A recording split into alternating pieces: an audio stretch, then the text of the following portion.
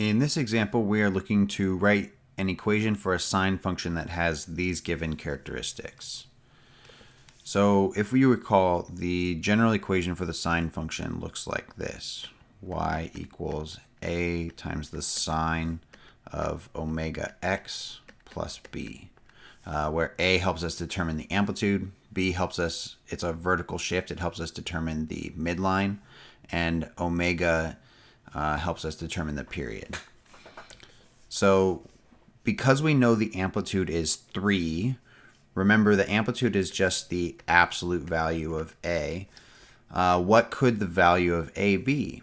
Well, there are two different values for a that would give us an amplitude of 3. So it's either positive 3 or negative 3. And since we're not given more information about our graph, whether it's been reflected or not, we can't say whether it's going to be one or the other. So we have to say that it could be either. So it could be possibly positive 3 or negative 3.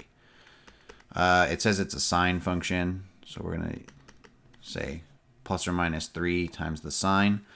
Our midline is 0.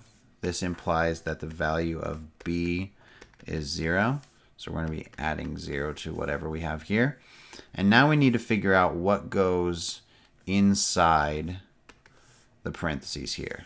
What is our value of omega?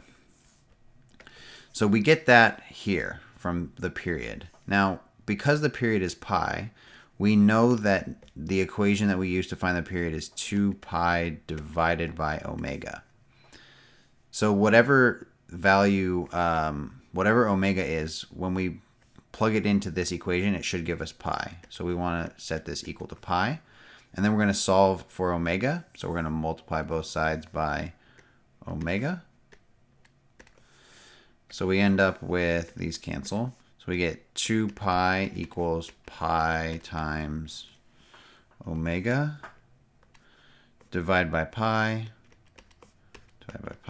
and we get that omega is equal to 2.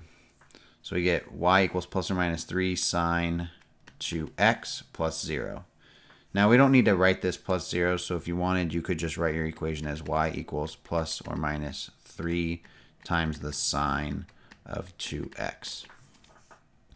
Again, the reason why we had to say it's plus or minus 3 is because for the amplitude, we know that the absolute value of positive 3 is 3, but also the amplitude, the absolute value of negative 3 is 3. And because we get two results, we don't know which value we actually used, so we have to say it could be either.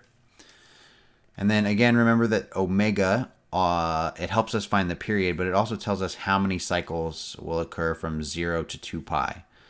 And because the period is pi, that means we'll complete 2 full cycles on this interval from 0 to 2 pi.